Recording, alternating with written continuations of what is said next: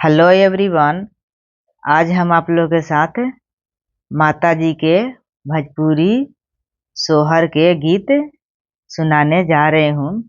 अभी नवरात्र आने वाला है, तो इसी के आधार पे हम बहुत बढ़िया और मज़ेदार आप लोगों के साथ भोजपुरी गीत शेयर करने जा रहे हूँ। तो चलिए जल्दी से गीत को शुरू करते हैं। गीत आप लोग का पसंद आएगी तो वीडियो को एक लाइक, चैनल को सब्सक्राइब कर लीजिएगा। ऐसी नई आप लोग का गीत शेयर करती रहूंगी।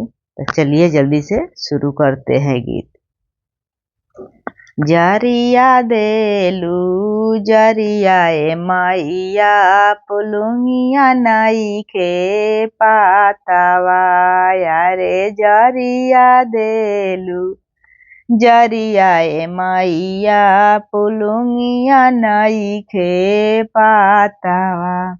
अरे बांझनी के बालका हो नाई के, कैसे गोड़ावा लगी है।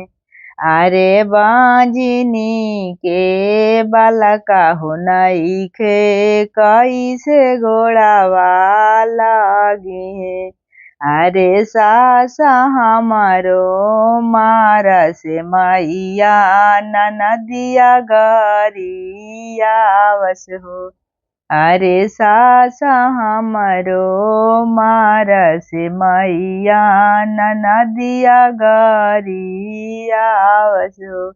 अरे गोतिनी बाए रनिया ए मैया, बहिनिया कही बोलावस हो। अरे गोतिनी बाए रनिया ए मैया, बहिनिया कही बोलावस हो।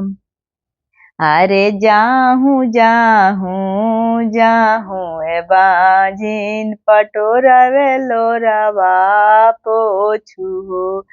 अरे जाहूँ जाहूँ जाहूँ ए बाजिन, पटोरवे लोरवा पोछू हो। अरे तोहरा के देबो ए बाजिन, गजाधर ऐसने पुतावा।